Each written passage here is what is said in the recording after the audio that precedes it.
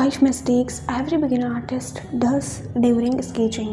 Let's know about some mistakes. Mistake number 1, don't stick the paper. यानी कि जब भी हम स्केचिंग करते हैं तो स्केचिंग करते वक्त पेपर कोई सा भी चल जाता है, यानी कि कोई सा भी पेपर आप यूज़ कर सकते हो, बट द थिंग इज़ कि आपका जो पेपर है वो टेबल पे स्टिक होना चाहिए with the masking tape. Masking tape के थ्रू आप अपने पेपर को स्टिक कर देते हो तो उससे क्या होता है, आप जिस भी वे में बैठो पेपर एक ही एंगल में रहेगा, तो आप इजीली अपने रेफरेंस के थ्रू अपनी पिक्चर्स को स्केच कर सकते हो एंड उसमें एंगल्स के चेंज होने के चांसेस कम हो जाते हैं। बट अगर आप पेपर को स्टिक नहीं करते हो तो वो अलग अलग एंगल में चेंज होगा एंड हम उनके एंगल्स को जज नहीं कर पाएंगे एंड जिसकी वजह से हमारे स्केचिंग वाले जो ऑब्जेक्ट्स हैं उनका एंगल चेंज हो जाता है एंड वो 3D लेवल में नहीं दिखता, यानी कि उनके प्रोपोर्शंस में चेंजेस आ जाते हैं। Mistake number 2, don't warm up before start sketching. यानी कि स्केचिंग से जस्ट पहले वो लोग वार्म अप नहीं करते हैं। What is the warm up? Warm up means जब भी आप स्केचिंग करने वाले हो तो स्केचिंग स्टार्ट करने से पहले 5 to 10 मिनट्स तक आपको वार्म अप करना चाहिए। लाइंस एंड शेप्स की प्रैक्टिस करनी चाहिए एंड फ्लो में प्रैक्टिस करनी चाहिए, या सेम वे में पेपर को स्टिक करें एंड स्टिक करने के बाद में लाइंस एंड शेप्स को एंड कुछ ऑब्जेक्ट्स को एंड हैचिंग करते हुए फ्लो में उसे ड्रॉ करें, ताकि उससे आपका हैंड जो है वो फ्लो में चलता है। उसके बाद जब आप स्केचिंग स्टार्ट करते हो, किसी भी ऑब्जेक्ट को ड्रॉ करते हो, स्केच करते हो, तो उस केस में आपकी जो डार्कनेस एंड लाइटनेस का फॉर्म है वो भी सही रहेगा एंड आप इजीली फ्लो में स्केच कर पाओगे। वार्म अप करने से आपका हैंड का फ्लो अच्छा होता है एंड हैंड आई कोऑर्डिनेशन अच्छा बैठ जाता है, यानी कि आपका जो आप जिस चीज़ को जिस वे में देख रहे हो, जहाँ से भी स्टार्ट कर रहे हो शेप्स के फॉर्म में या लाइंस के फॉर्म में, वो उसको उसी ही वे में स्केच कर पाते हो।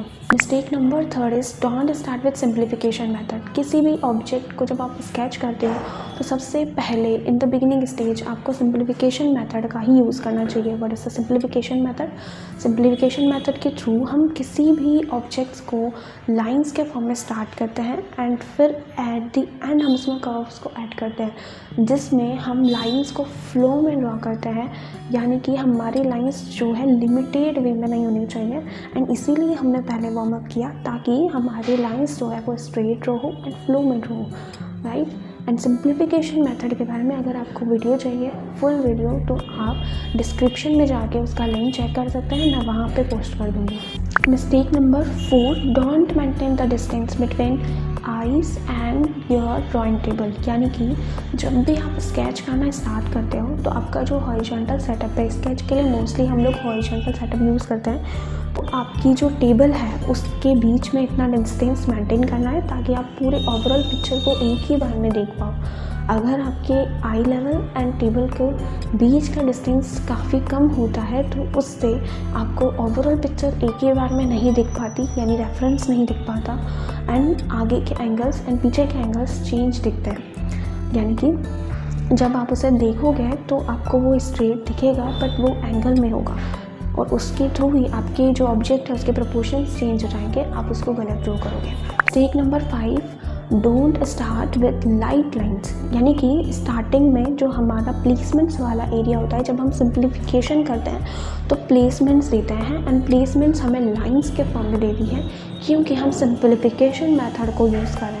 तो सिंप्लीफिकेशन मेथड में जब हम प्लेसमेंट्स दे रहे हैं तो हमारे सारे ऑब्जेक्ट्स को हम लोग लाइट लाइंस के फॉर्म में प्लेस करते हैं, तो उससे ही प्लेसमेंट्स कहते हैं। अगर आप लाइट लाइंस के फॉर्म में प्लेस करते हो तो आगे वाले स्टेप में आप इजीली उसमें लेयर्स को ऐड कर सकते हो एंड कर्व्स को भी ऐड कर सकते हो, तो स्केच जो है वो 3D वे में ही दिखेगा एंड जो बैक साइड पे हमने जो प्लेसमेंट्स दी थी लाइट लाइन से वो नहीं दिखेगी। But in the starting stage में अगर आपकी लाइंस डार्क रहती है एंड फ्लो में नहीं रहती है, तो अगर आप उसमें लेयर्स भी ऐड करते हो तो भी वो स्केच 3D वे में नहीं दिखता, 2D वे में भी नहीं दिखेगा, यानी कि उसके प्रोपोर्शन मिस्टेक्स दिखेगी, क्योंकि उसमें जो लाइंस दी थी हमने एंड जो कर्व्स ऐड किए थे वहाँ पे हम स्मॉल एंगल्स को कटिंग करते हुए चलते हैं। जब हम कटिंग करते हैं तो अगर हमारी लाइन्स वहाँ पे दिखेगी तो वो एंगल्स प्रॉपर नहीं दिखेंगे एंड कर्व्स नहीं दिखेंगे, एंड हम उसको डार्क करते चले जाएंगे। एंड बहुत ज़्यादा डार्क करने के बाद जब हमें वो स्केच अच्छा नहीं दिखेगा तो उसके बाद हम लोग काफ़ी ज़्यादा डिमोटिवेटेड हो जाता है। तो आपको स्टार्ट लाइट लाइन से करना है एंड स्टेप बाय स्टेप इसमें लेयर्स को ऐड करना है। सो अगर आप भी ये मिस्टेक्स करते थे तो प्लीज़ कमेंट सेक्शन में मुझे बताइए एंड प्लीज़ इस मिस्टेक्स को इग्नोर मत कीजिए। नेक्स्ट वीडियो आपको किस टॉपिक पे चाहिए उसके लिए भी आप मुझे कमेंट सेक्शन में लिख के बताइए। 6377956217 के मेरा व्हाट्सएप नंबर है। Save this number for future updates.